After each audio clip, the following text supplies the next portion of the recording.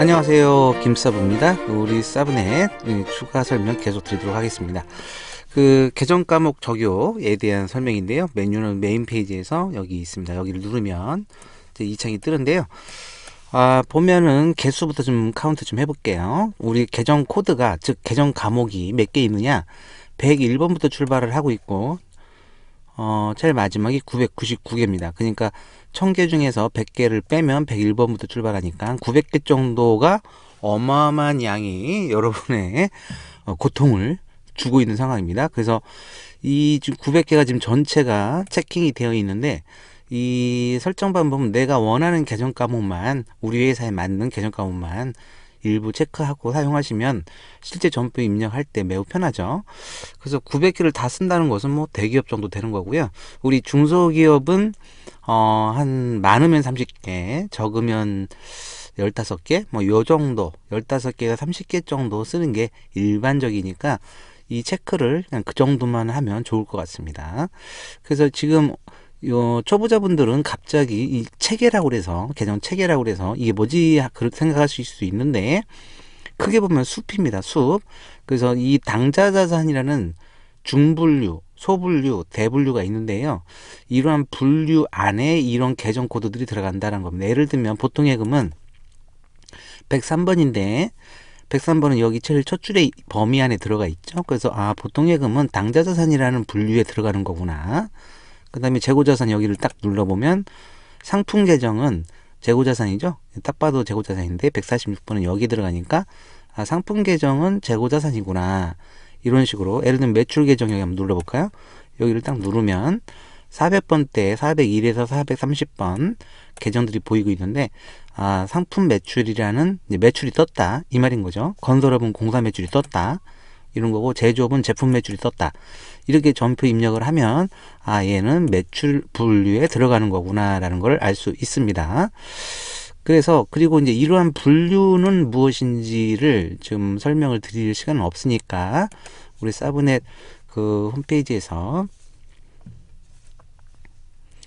그 계정 과목 강의실에 보시면은 이 복식북이 완전 정복이라는 초보자 필수입니다. 그래서 이것은 꼭 들으셔야지 여러분이 회계에 시각이 확 트이니까요.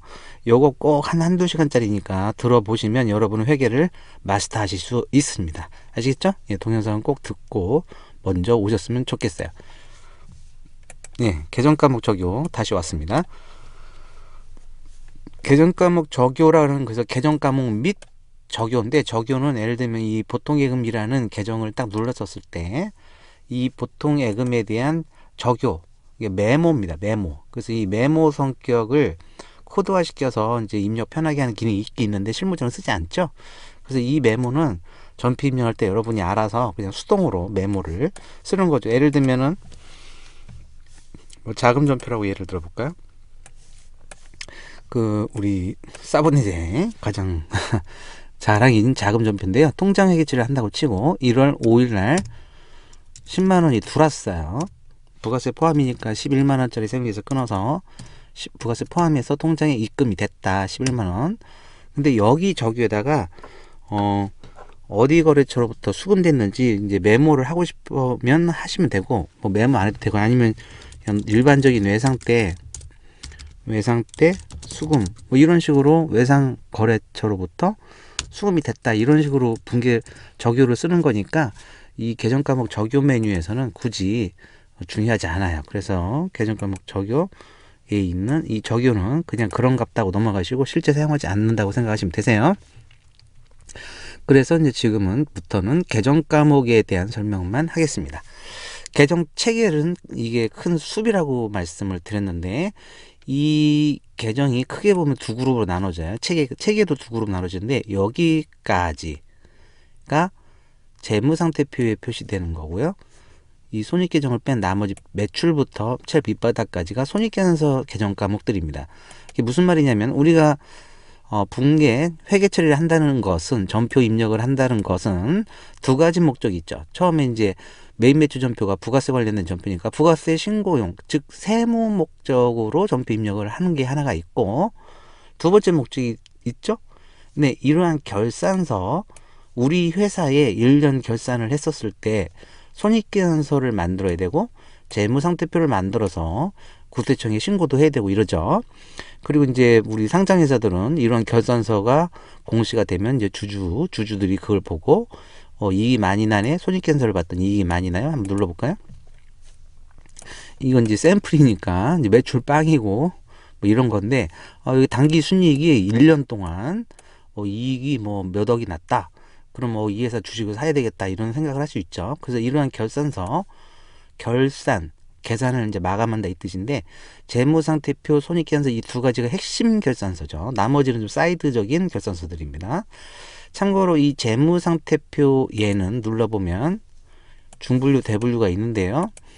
크게 보면 우리 복식북이 그 동영상을 들으셨으면 아시겠지만 재무상태표는 세 가지가 합쳐진 거예요. 그래서 크게 보면 우리 회사의 자산이 무엇이냐, 어떤 게 있느냐, 여기 이제 보통예금도 있고 상품도 있네요. 우리 회사 자산이 무엇이냐, 그 다음에 부채가 있겠죠. 은행에서 빌린 돈 이런 거, 부채도 아니면 외상 때 아직 지급하지 않은 거, 미지급금 같은 게 있겠죠. 그래서 우리 회사의 현재 자산이 뭐고 부채가 계정과목별로 무엇이 있는지, 그 다음에 이 부채도 예를 들면 유동부채하고 비유동부채, 그러니까 뭐 쉽게 말하면 1년 이내에 갚아야 되는 부채는 유동부채라고 하고요. 1년 이후에 늦게 갚아도 되는 것은 비유동부채, 뭐 장기 차입금 이런 거죠. 3년 후에 거치 상환한다든가 은행에 이제 그런 것은 이제 다시 부채도 1년 여부에 따라서 달라진다. 분류가 다시 되고 있다 이 말이고요. 그 다음에 자본 계정도 있고 자본도 다시 이렇게 잘게 쪼개지고 있습니다. 이게 지금 분류 체계예요. 그래서 이제 다시 한번 자산, 부채, 자본 계정으로 쪼개지는데 우리 계정 과목 적용 메뉴에서 보시면 자산이 쭉 있죠. 여기까지가 자산이고요. 부채도 두 개로 쪼개지고요. 자본도 다시 쪼개지고 있습니다. 여기까지. 참고로 손익이라는 두 글자 이 계정은 사람이 입력하는 게 아니고 400번 컴퓨터 결산할 때 저희가 프로그램을 돌려서 자동 결산 마감할 때 쓰는 계정 코드니까 여러분은 사용하지 않으시면 됩니다. 그 다음에 이제 그래서 이제 손익을 중심으로 이 위가 재무상태표로 이제 결산서가 만들어지고요.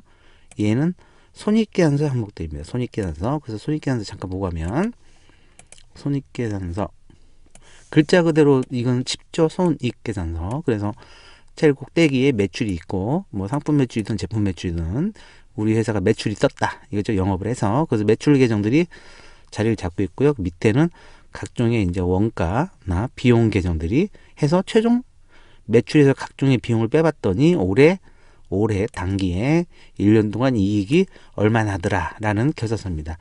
18년도랑 이제 19년도랑 비교식 손익계산서인데요. 18년도에 전표 입력한 것들에 따라서 상품 매출이 뜨고 이제 이렇게 되는 것이죠. 이건 이제 테스트용이니까 데이터가 입력이 안 돼 있는데요. 그렇습니다. 지금 아마 우리 공개되어 있는 데모 체험 누구나 입력할 수 있는 곳에 많은 데이터들이 사용자분들이 테스트용으로 입력해 놨을 거예요. 그렇죠. 공개용 테스트인데 이런 식으로 매출이 상품 매출, 공사 매출에서 3,700이 총 매출액인데 뭐 상품도 샀고 판관비, 우리 판매관리비가 복리후생비 이거 마이너스니까 막 입력해서 그런 건데 입력 여비교통비 얼마 해가지고 쭉쭉쭉 해서 올해 19년도에 3,600만 원 정도의 이익이 났다라는 손익계산서가 우리 사용자분들이 막 입력을 하다 보니까 데모체험으로 이런 결과가 나왔네요. 참고로 재무상태표도 한번 볼까요? 재무상태표라는 결산서도 사용자들이 이런 식으로 입력을 막 해놔가지고 이렇게 돼 있다. 그래서 이 당좌자산이라는 거에 현금, 통장 이런 것들이 쭉 여기까지 이만큼이 당좌자산 합계를 내서 3,700이 나왔다는 얘기고 재고자산은 상품도 있고 원재료도 있네 두 개. 그래서 두 개 합쳐서 67만원, 20만원 더해서 87만원 나왔다는 얘기고요. 뭐 이런 식으로. 그래서 총 자산 여기서 전체 이만큼 다 합쳤을 때 자산 총계가 우리 회사는 3,800만원 있고 부채는 유동부채 1년 안에 갚아야 되는 부채가 120만원 정도 있고 비유동 부채는 없네요. 그래서 부채 총계가 120. 그 다음에 이제 자본금이 원래 주식회사라면 있어야 되는데 뭐 일단 그렇습니다. 입력 막 했을 테니까. 그래서 올해 자본총계는 3,700. 그래서 부채와 자본총계를 더해봤더니 3,800이더라. 그래서 자산총계랑 제일 밑바닥에 3,000, 이게 같은 이꼴이 됩니다. 금액이 항상 같게 되죠. 그래서 자산은 이꼴 부채 더하기 자본이더라라는 것을 지난 그 복식부기 초보자용 동영상에서 강하게 설명을 드린 적이 있습니다. 자, 여기까지 개괄 설명 드렸고요. 계정 과목 메뉴 다시 열어보겠습니다. 자, 그래서 왼쪽은 숲이고 얘는 개별 진짜 계정 과목이고요. 그 다음에 이제 예를 들면 여기를 누르면 보통 예금 같은 경우에는 우리 회사 통장이다. 돈이 들어오고 나가는 거. 그래서 이런 식으로 되어 있다. 지금 데모로 빠졌군요. 데모로 빠졌으니까 다시 한번 들어가겠습니다. 네, 들어왔고요. 네, 계정 과목 적용 메뉴 다시 열었습니다. 자, 이렇게 되어 있고요. 그 다음에 이 빨간색 계정 과목들은 여러분들이 수정하시면 안 되세요. 그래서 이 검은색 계정 과목들만 여러분들이 수정하거나 이러시면 되겠습니다. 빨간색 계정 과목은 수정 금지 이고요.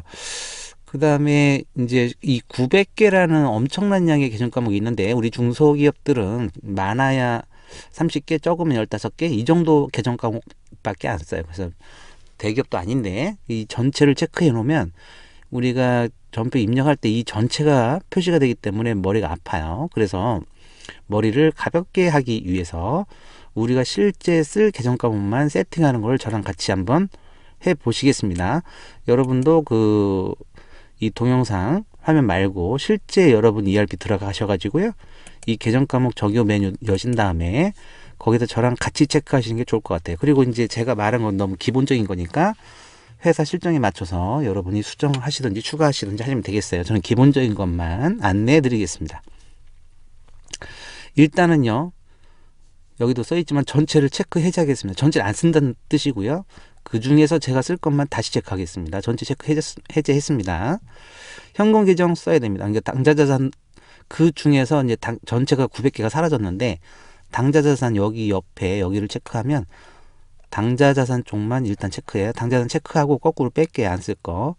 여러분 보통 당좌예금 안 쓸 거고요. 재예금 안 쓸 거고 정기 예금 적금 있으시면 체크하시고 정기 적금 예금 없으면 쓰지 마세요. 그 다음에 단기 매매증권 우리 주식 투자 같은 거 안 하죠?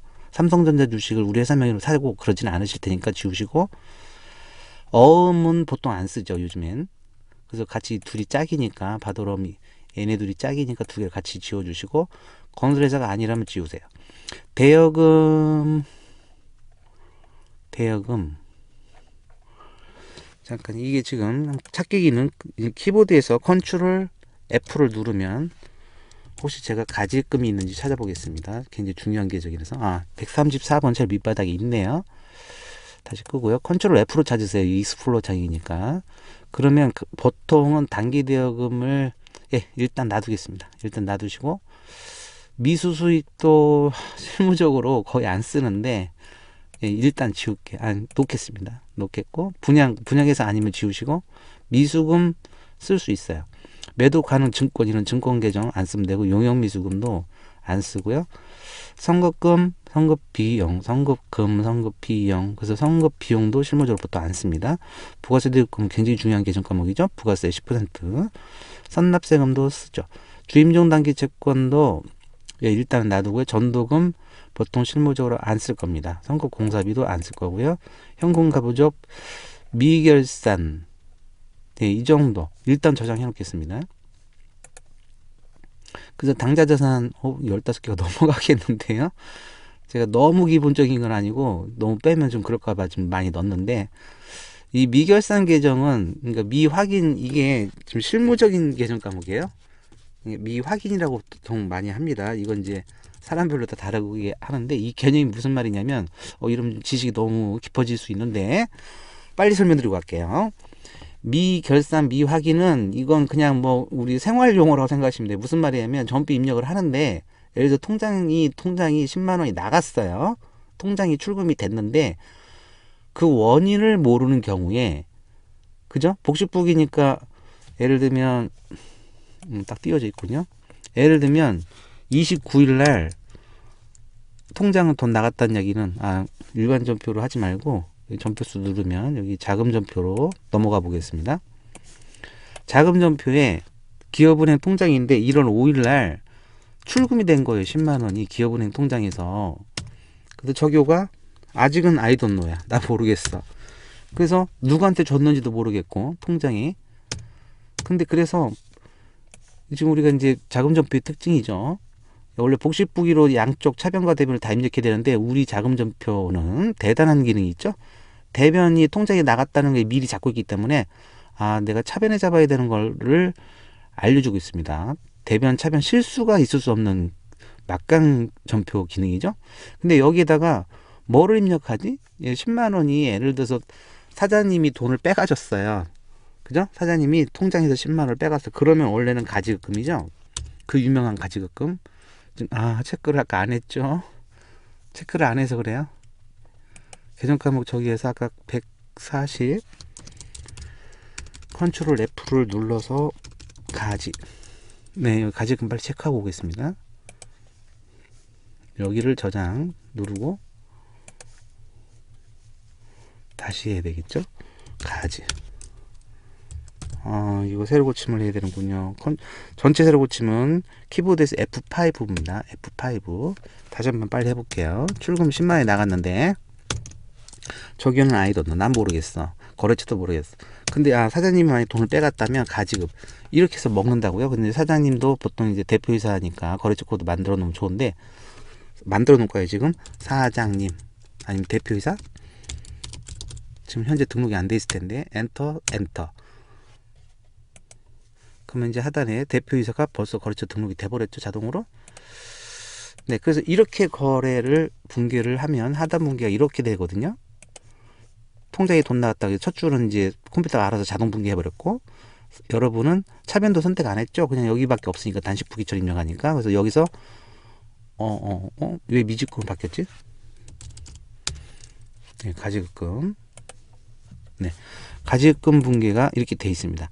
그래서 이렇게 하는데 이거는 대표이사님이 빼간 걸 아는 경우고 아예 몰랐었을 땐 여기를 입력 자체가 지금 수정이 안 되는데 한번 입력하면 그래서 모르죠. 그래서 이때 일단은 입력은 확인해야 되니까 미확인이라서 이렇게 써놓는 거예요. 미확인이라고. 그죠? 그래서 나중에 미확인이라는 계정 과목만 조회를 해서 원인을 진짜 이제 돋보기 꺼내고 찾아서 원래 사장님이 빼갔으면 가지금 돌려놓으면 되겠죠. 그래서 원인 불명인 것들은 미확인 이런 식으로 만들어서 쓰시는 게 선수들이 하는 방법입니다. 그래서 초보자분들이 들으면 굉장히 좋은 팁을 드린 거니까 참고하시고요. 계정 과목 저기 다시 들어가면 창이 꺼져 있었네요. 계정 과목. 그래서 여기 지금 당좌자산 하다 말았는데 미확인이 어디 갔죠? 네, 할 때 아까 해놓은 것 같은데 여기 있네요. 그래서 이것은 뭐 검은색이 있는 계정 과목은 여러분이 수정 사용하실 수 있으니까 특히 이제 이렇게 사용자 설정 계정 과목 이런 것은 사용자가 알아서 설정해서 써먹어라 이 말인 거니까 143번이든 142번이든 여러분이 미확인이라고 원인 불명인 거 일단 전표를 입력할 때 써먹는 용도로 쓰시면 되겠습니다. 자, 그리고 재고자산으로 넘어갈게요. 재고자산은 거의 쓰지 많진 않으니까 상품 계정 당연히 있어야 되겠고요. 뭐 할인 이런 거 거의 안 쓰고 상품 하나만 하면 될 것 같아요. 근데 제조업 같으면 이제 원재료인데 예를 들면 여기도 지금 보시면 원가 업종들 제조업이냐 건설업이냐 지금 도급원가는 건설업 여기는 제조업인데 나머지는 거의 해당이 없으실 건데 제조업은 사용 여로 돼 있으니까 사용 불에다가 사용 체크 여로 하면 제조 원가는 전체를 이렇게 설정하실 수 있으세요. 근데 이제 제조 원가 중에서도 우리 회사가 쓰지 않을 것 같은 것들은 다시 체크 해제하시고 저장하시면 되겠죠. 그죠? 예, 너무 많은데 계정 과목들이 하여튼간 필요한 것만 해 놓으시고 대신 주의사항 여기 사용 여로 돼 있어야지 제조 원가를 쓰실 수 있어요. 체크돼 있다고 쓸 수 있는 게 아니라 사용 여로 되어 있어야 됩니다. 도급 원가는 건설회사가 아니라면 여기도 여기 클릭하시면 돼요. 그럼 파란색으로 바뀌죠? 그래서 일반 업종들은 다 부로 제조업도 아니시고 원가 업종이 아니시라면 다 부로 바꾸고 일단 저장 한번 다시 하시고 네, 그 다음에 지금 바로 건너뛰었는데, 좀 뭐다가 일로 샜죠? 네. 재고자산은, 그래서 이제 도손배업인 경우에 상품 계정을 쓰셔야 되고, 그 다음에 그 건설업은 그 원재료, 여기 도급자가 들어가 있는 게 원재료니까 건설업은 이런 거 체크하셔야 됩니다. 그 다음에 일반 제조업은 그냥 원재료인데, 어디 있죠?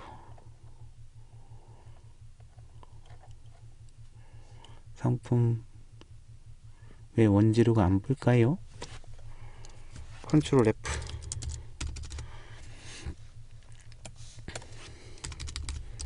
원재료, 원재료, 이전.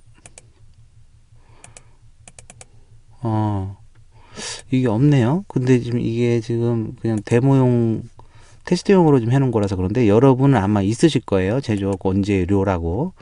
그래서 그렇게 입력을 하시고 원재료. 예. 나중에 한번 말씀을 드리겠지만은 원재료가 지금 재고자산 쪽을 쪽에서 지금 찾고 있는데 원재료는 재고자산이고요. 같은 비스무리한 이름이 또 있어요. 예를 들면 원재료 B가 있죠. 원재료 B. 그래서 원재료 B하고 원재료 세 글자, 네 글자가 달라요. 그래서 원재료 세 글자는 재고자산이고요.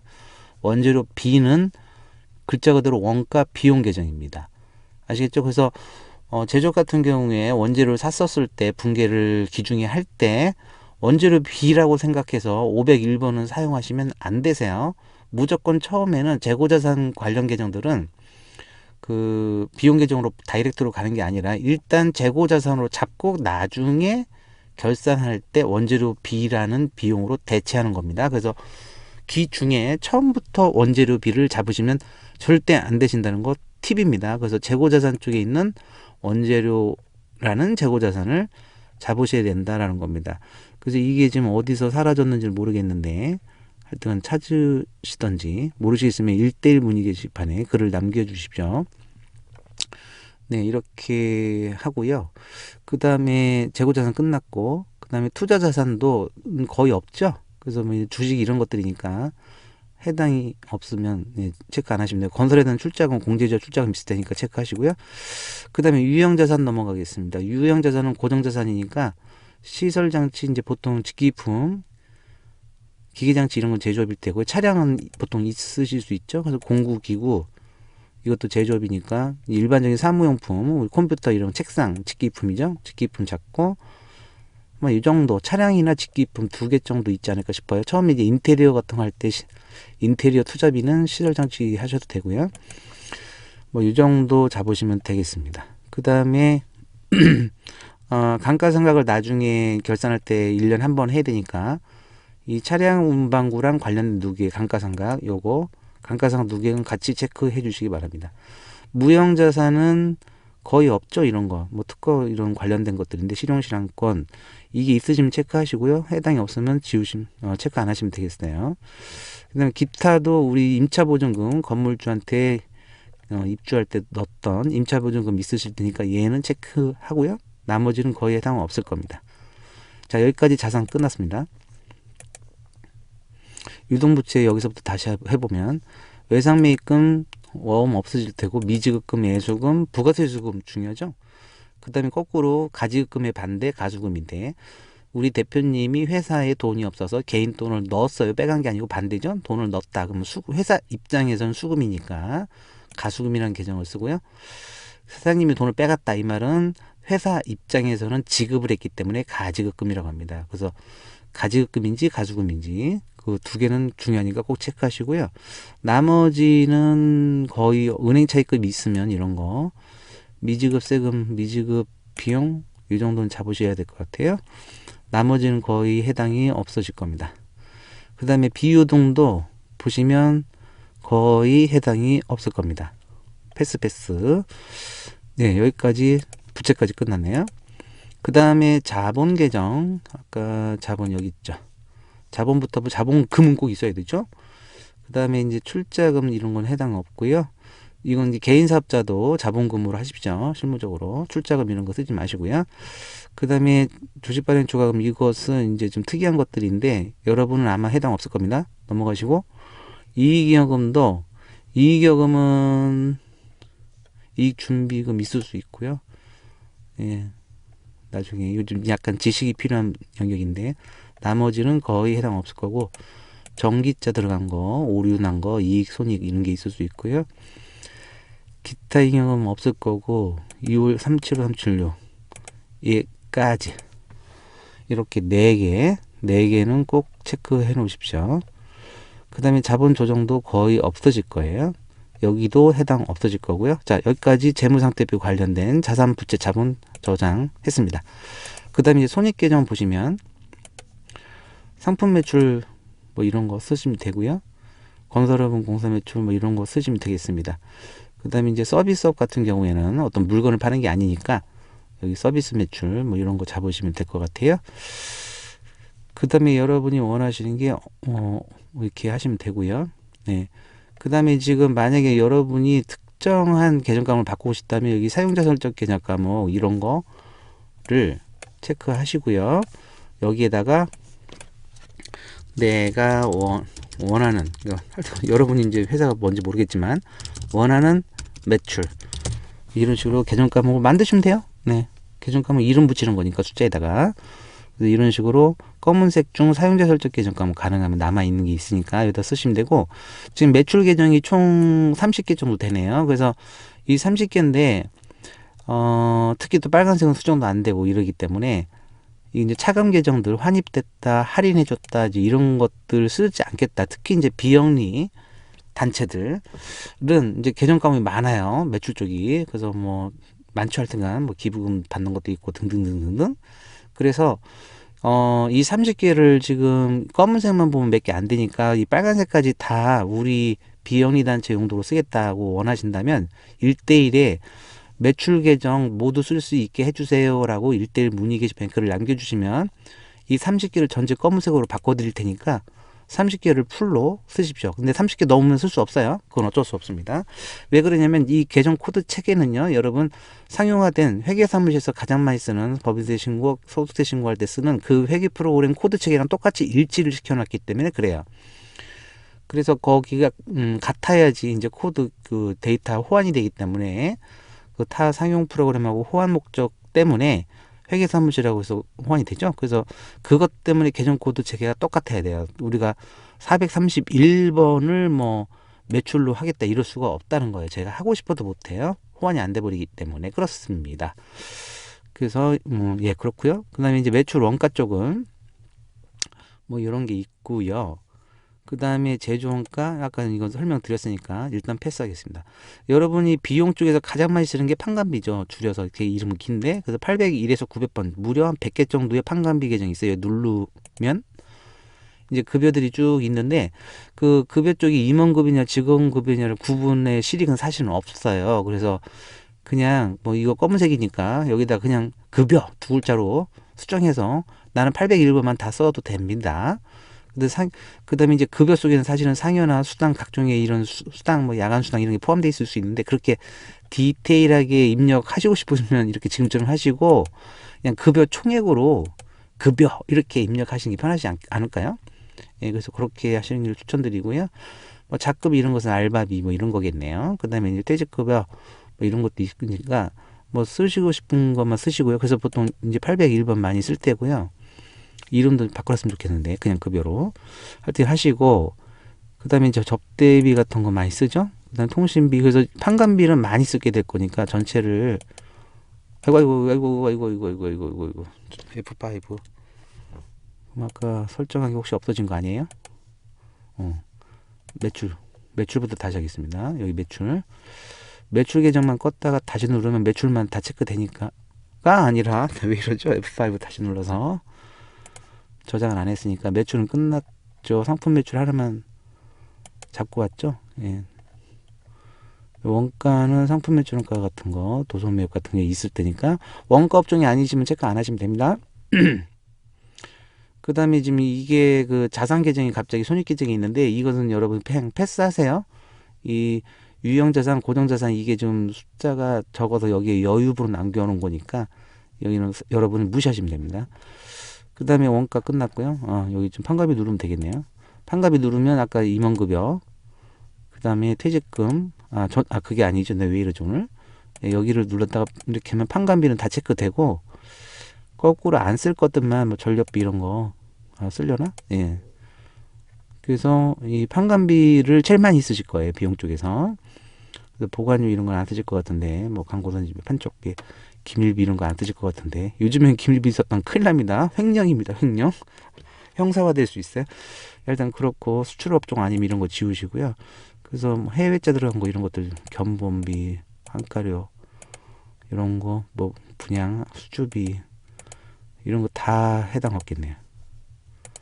이 정도 일단 저장 중간중간 저장해야 되겠어요. 날라가면 안 되니까. 그래서 판관비 계정이 제일 많이 쓰실 거다. 그다음에 영업이라는 것은 이제 매출이 뜨는 거고 영업을 하면 영업 외인데 수익이 났다는 게 대표적인 게 이자 수익이에요. 그래서 여러분 통장에 한 10만 원만 넣어놔도 1년에 한 뭐 몇백 원씩 넣어주잖아요. 그래서 그것도 꽁돈 생긴 거니까 우리 회사 예금이 늘어났기 때문에 이자 수입이 생겼죠. 그래서 우리 회사 통장에 이자 수익이 발생할 수 있어요. 100원, 50원이라도. 그래서 이자 수입은 대부분 있을 거고요. 이제 임대업, 이거는 상관이 없을 거고요. 거의 다 해당이 없어질 거예요. 잡이익은 꼭 체크해 놓으시죠. 부가세는 납부할 때 뭐 그 구원 차감하고 단수 있죠. 그래서 17원이면 7원 빼고 납부하고 하니까 꽁돈 생기는 거거든요. 7원 납부 안 해가지고. 그래서 그런 잡이익, 잡손실은 생길 수 있습니다. 영업이익 비용도 이제 은행 차입금 같은 게 있으면 이자 비용 나갈 테니까 기부하면 체크하시고요. 나머지는 거의 해당 없으실 거예요. 잡손실을 잡아야죠. 네, 이 정도. 그 다음에 이제 여러분이 법인이라면 예, 개인 사업자라면 소득세 둘 중에 하나 꼭 법인이냐 개인에 따라서 체크 해 놓으시면 되겠습니다. 자, 여기까지 세팅 끝났는데 생각보다 많이 했는데 실제 이제 여러분 회사별로 다룰 수 있으니까 최대한 줄이세요. 줄여야 됩니다. 그 다음에 이제 계정 과목에 대한 설명을 드렸는데 이제 실무적으로 이게 어떤 기능을 하는지 개략적인 설명만 드릴게요. 이걸 기계 들어가면 이제 시간이 어마어마하게 걸리기 때문에 지금 자동 분계 기능이 우리 사본의 막강 프로그램에 구현이 되고 있습니다. 그래서 예를 들면 세금계산서가 이제 여기 밑에 여기 세금계산서는 11번이죠. 그럼 여기를 탭을 눌러도 되고 그냥 전체에서 11번을 다시 선택해도 되는데 취소. 9월 5일 날 예를 들어서 제가 가정을 하겠습니다. 밑에 하단 박스 보세요. 세금계산서는 몇 번입니까? 세금계산서 매출 세금계산서 세금계산서 끊었다. 11번이죠. 11 엔터. 품목은 어쩌고저쩌고 쓰시고요. 수량 입력하든지 해서 5천원짜리 5만원에서 5만 더하기 5천원 해가지고 거래처는 여기서 코드 자리에서 F2 누르는 거 아시죠? 그래서 홍길동 건업에 이제 세금계산서를 발행했다. 홈택스에 있는 세금계산서를 보고 입력을 한 거죠. 그래서 전자세금계산서다 1번. 전자세금계산서 아니면 입력하지 말고 그냥 엔터 치면 되고요. 전자세금계산서는 요즘엔 대부분이니까 1번 치고 엔터. 그 다음에 제가 이제 여기저기서 말씀드리고 있는데 무조건 분계 유형은 여기 하단 팁이 있죠? 분계 없으면 0, 현금은 1, 외상은 2입니다. 그래서 여러분들은 무조건 2번을 즉 외상으로 입력하세요. 이게 여러분이 초짜이든 고수이시든 다 똑같아요. 이게 실무적 편의 때문에 그렇습니다. 왜냐면 이렇게 외상으로 해놔야지 나중에 통장 분계할 때 통장 입출금을 쭉 보고 이제 통장 자료를 입력을 할 텐데 여기서 미리 뭐 보통예금 분계 통장 입출금 수금이 됐다고 그래가지고 9월 5일 날 통장 수금 분계를 미리 해버리면 거기서 중복이 될 수 있어요. 그 많은 통장 거래 중에 얘를 이미 메인 매출 전표 메뉴 여기서 통장 수금 분계를 끝냈다는 것을 어떻게 기억하겠습니까? 그래서 실무적인 이유 때문에 수금 분계는 하지 마세요. 제발. 나중에 뒤죽박죽 되니까. 그래서 여기서는 무조건 외상거래인 걸로 간주하십시오. 심지어 9월 5일 날 세금에서 끊자마자 그날 같은 날 돈이 들어왔다고 해도 그래요. 일단 외상인 거예요, 여러분. 외상으로 엔터 치면 하단에 차변 대변이 복식 부기가 자동 분계가 되고 있어요. 너무 좋죠, 편하고. 그래서 지금 외상 매출금으로 일단 세금에서 5만 5천 원 못 받았다라고 지금 해놓은 거예요. 외상이니까 외상. 그 다음에 매출은 이거 5천 원은 아니 5만 원은 매출이고요. 5천 원은 그 이제 그 부가세 애수금이죠. 그래서 이 부가세 5만 원과 5천 원이 쪼개져서 분계가 되고 있죠. 여기 5만 원은 상품 매출, 5,000원은 부가세 예수금해서 이건 이제 우리 매출이 아니죠. 원래 우리 매출은 순수 매출은 5만 원이고 5,000원은 국가에다가 나중에 부가세를 내야 되는 부채예요. 부채. 매출이 아니고요. 그래서 예수만 미리 해놨다라고 쓰는 유명한 계정 과목이죠. 그래서 이렇게 되는데 내가 얘가 마음에 안 드는 거예요. 이 계정 과목 이름이 매출 이름이 우리 회사는 상품 매출이 아닌데 그래서 얘를 이제 수동으로 여기서 아까 원하는 매출 아까 잡아놨죠 샘플로. 그래서 원하 두 개만 치면 되겠네. 원하 이렇게 하면 어라? 왜 안 뜹니까? 눈물 나려고 그러네요. 아까 저장을 안 했나요? 원하는 매출 입력만 하고 자 매출 여기를 눌러보면 안 했나 보다. 예, 체크 안 했네요. 계정과목 이름만 바꿔놓고 저장 나가서 어디 갔죠? 메인 매출 전표 여기 지금 바로 불러 올려나? 새로 불러와야 될 거예요. 새로 고치면 안 하고 해보겠습니다. 원하 잡는구나. 새로 고치면 안 해도 자 그래서 원하는 매출로 이렇게 분개를 했단 말이죠. 그죠? 근데 또 다른 생에서 끊는데 이번엔 수량단가 입력 안 할게요. 10만원 더하기 만원 엔터 103 있으려나? 있겠네요. 여기서 또 그냥 엔터를 치면 원하는 매출을 잡았죠. 상품 매출이 아니라. 그러면 앞으로는 그냥 엔터만 치면 계속 방금 제가 직접 첫 번째 전표에서 수정했던 원하는 매출이 계속 승계되고 있는데 그 이유를 설명드리겠습니다. 환경 설정 메뉴인데요. 환경 설정 메뉴 눌러보면 이겁니다. 메인 매출 전표 메뉴에서 자동 분계를 설정하는 건데요. 여러분 방금 매출 전표 입력했어요. 세운이서 매출. 매입이 아니고요.